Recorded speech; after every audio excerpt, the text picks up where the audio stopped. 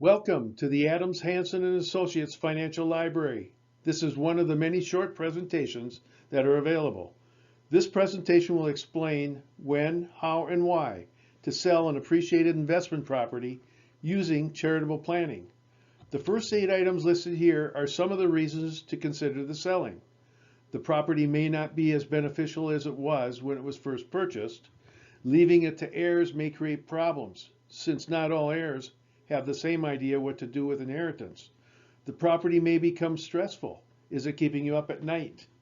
The income isn't keeping up with the increase in value, which is one of the issues coming up in Mary Ann's story.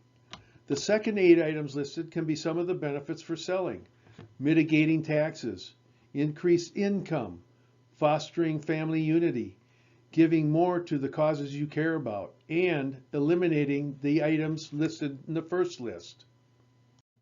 Mary Ann owned a commercial building in Palo Alto, California, that was left to her many years ago by her father. She received a decent income over the years, but owning it stopped making sense for several reasons. For starters, the value of the property had recently increased substantially, to the point where $245,000 plus of net income it generated was very low relative to the $12 million value the property commanded. After using some equity for lifestyle over the years, she carried forward a $2.7 million debt on the property. Since debt cannot be transferred into a charitable trust, she did a 1031 tax-free exchange into 2 separate properties, both being medical clinics. The larger clinic purchased at $6.7 million. The smaller clinic purchased at $3,750,000, with the smaller clinic carrying the previous debt. Therefore, the larger clinic, by carrying no debt, allows it to be transferred into her charitable remainder trust.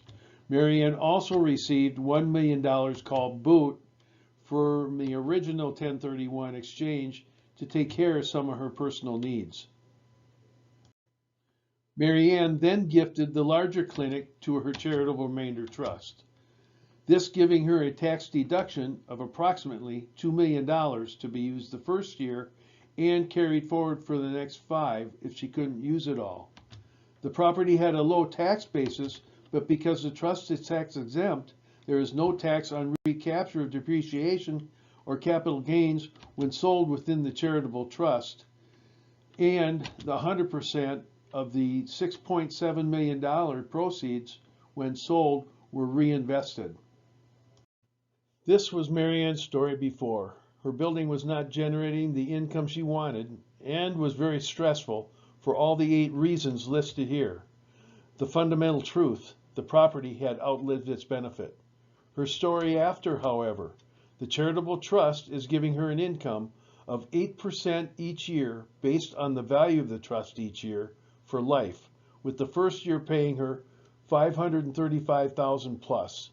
The smaller clinic, in income of $220,000 plus, paying down the debt, but giving her $32,484 net to Mary Ann. Mary Ann doubled her income, and as noted earlier, she received $1 million from the sale for her personal needs and wants. Mary Ann also set up a donor-advised fund that will someday inherit her charitable remainder trust. The donor-advised fund will be run by her 3 children and then carried on by her grandchildren to fund the charities that she and her family cares about. She has fostered family unity and cemented her family legacy. Mary Ann removed a lot of stress in her life and sleeps well at night. She took care of the people she loves and the causes she cares about.